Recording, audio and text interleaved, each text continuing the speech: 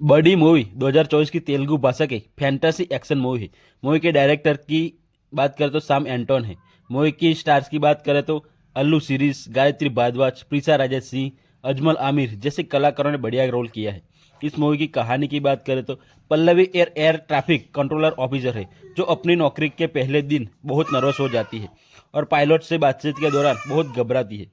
इस वक्त मूवी का हीरो कैप्टन आदित्य इस सिचुएशन को हैंडल करता है और प्लान की सेफ लैंडिंग कराता है।